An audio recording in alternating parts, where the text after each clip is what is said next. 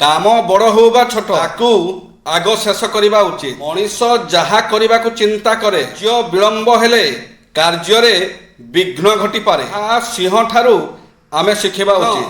କୌଣସି କାମ ବା ଶିକାରକୁ ମନେ କରେ ନାହିଁ। କାମର ସଫଳତାରେ ଯଶ ମିଳିଥାଏ, ଅସଫଳତାରେ ବଦନାମ ମିଳିଥାଏ। ତେଣୁ କୌଣସି କାମକୁ ଆରମ୍ଭ କଲେ ତାକୁ ଛାଡ଼ିବା ଅନୁଚିତ, କାରଣ କାମ ଲଗାତାର କରିବେ କଲେ ସଫଳ ହେବାର ସମ୍ଭାବନା ଅଧିକ ଥାଏ। କାମ ଛାଡ଼ିଦେବା ହିଁ ବିଫଳତା।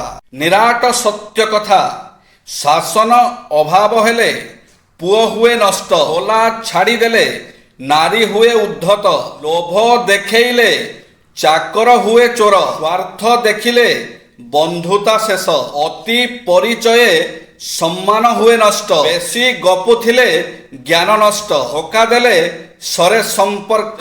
ରାଧା କୃଷ୍ଣଙ୍କ ସମୟରୁ ଏହି ପ୍ରଥା ଚାଲି ଆସିଛି। ପ୍ରେମ ଯଦି ସଚ୍ଚା ହୋଇଥିବ ହେଲେ ତାହା ଅଧୁରା ହିଁ ରହିବ। ମଣିଷର ସବୁଠାରୁ ସଚ୍ଚୋଟ ସାଥୀ ତାର ସ୍ୱାସ୍ଥ୍ୟ ହୋଇଥାଏ। ଯେଉଁଦିନ ସ୍ୱାସ୍ଥ୍ୟ ମଣିଷର ହାତ ଛାଡ଼ିଦେବ ସେଦିନ ସବୁ ସମ୍ପର୍କ ପାଇଁ ମଣିଷ ବୋଝ ହୋଇଯାଏ। ଦାନା ଖାଇ ଉଡ଼ି ଯାଇଥିବା ପକ୍ଷୀକୁ ସମସ୍ତେ ଭଲ ପାଆନ୍ତି, କିନ୍ତୁ ଅଇଁଠା ଖାଇ ଘର ଜଗୁଥିବା କୁକୁରକୁ ସମସ୍ତେ ଘୃଣା କରନ୍ତି। ଠିକ୍ ଯେମିତି ମିଠା କଥା କହି ମନ୍ଦ ପାଞ୍ଚୁଥିବା ଲୋକଙ୍କୁ ସମସ୍ତେ ଭଲ ପାଆନ୍ତି, ହେଲେ ସତ କହି ହିତ ପାଞ୍ଚୁଥିବା ଲୋକଙ୍କୁ ସମସ୍ତେ ଘୃଣା କରିଥାନ୍ତି।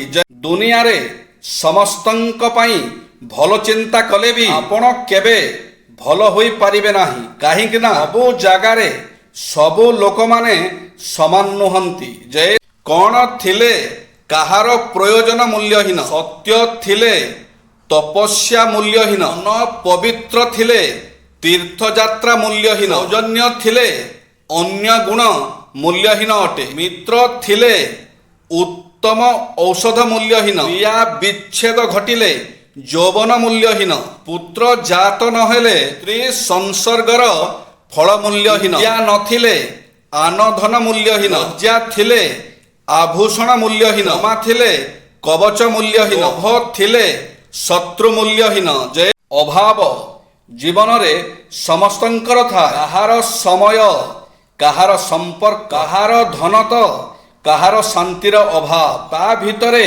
ଯିଏ ଖାପ ଖୁଆଇ ପାରିଲା ସେ ହିଁ ଜିତିଯାଏ। ଜୀବନରେ ଆପଣ ଯେତେ ଠିକ୍ କାମ କରିଥାନ୍ତୁ ନା କାହିଁକି, କିନ୍ତୁ ଲୋକେ ଆପଣଙ୍କର ଗୋଟିଏ ଭୁଲକୁ ହିଁ ମନେ ରଖିଥାନ୍ତି।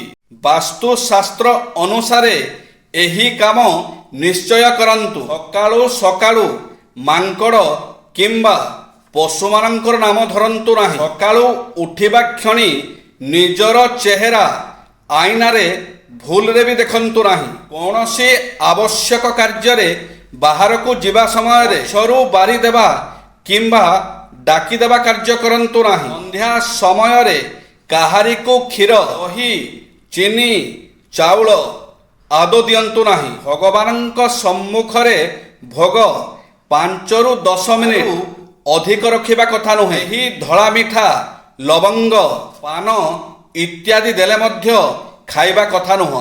ସବୁବେଳେ ବକ୍ ବକ୍ ହେବା ମଣିଷ ଅଚାନକ ପାଟି ଚୁପ୍ କରି କିଛି କୁହେନି, ତା ମାନେ ନୁହେଁ ସେ ହାରିଗଲା।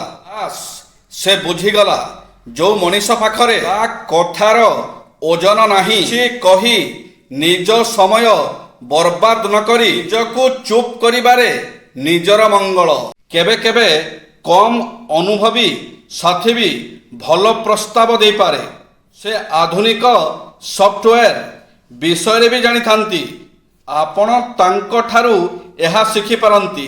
ଚିତ୍ତ ଶୁଦ୍ଧି ନହେଲେ ଜପ ଧ୍ୟାନ ସବୁ ବୃଥା। ଯେପରି ଦର୍ପଣରେ ମଇଳା ଲାଗିଲେ ମୁହଁ ଦେଖାଯାଏ ନାହିଁ, ସେହିପରି ଭିତରେ ମଇଳା ଥିଲେ ଭଗବାନ କିମ୍ବା ଗୁରୁଙ୍କର କୃପାଲାଭ ହୋଇପାରେ ନାହିଁ। ଯେ ନିଜ ଉପରେ ରାଗ ଆସେ, ଏହା ଭାବି ଭାବି ନିଜ ଉପରେ ଚିଡ଼ିଯାଏ କି ମୁଁ କାହିଁକି ଲୋକମାନଙ୍କୁ ଏତେ ନିଜର ଭାବି ନେଉଛି, ଯେଉଁମାନେ କି ମୋତେ କିଛି ବି ଭାବନ୍ତି ନାହିଁ।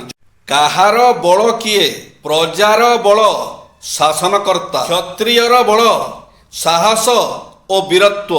ପଣ୍ଡିତର ବଳ ବିଦ୍ୟା, ଛାତ୍ରର ବଳ ଶିଷ୍ଟାଚାର, କର୍ମୀର ବଳ ଧୈର୍ଯ୍ୟ, ଧନୀର ବଳ ଧନ, ଭୃତ୍ୟର ବଳ ସେବା, ଧାର୍ମିକର ବଳ ଧର୍ମନିଷ୍ଠା, ମହତ୍ ଲୋକଙ୍କର ବଳ ଉତ୍ତମ ଚରିତ୍ର, ସତୀର ବଳ ସତୀତ୍ୱ, ରମଣୀର ବଳ ରୂପ ଯୌବନ, କନ୍ଦର୍ପର ବଳ ନାରୀ, ବେଶ୍ୟାର ବଳ ଅଧର୍ମ ବିଟପୁରୁଷ, କ୍ରୋଧର ବଳ କେଠାର ବଶର ବଳ ହିଂସା, ସାକ୍ଷୀର ବଳ ମିଥ୍ୟା। ଜୟ ଶ୍ରୀ ଜଗନ୍ନାଥ।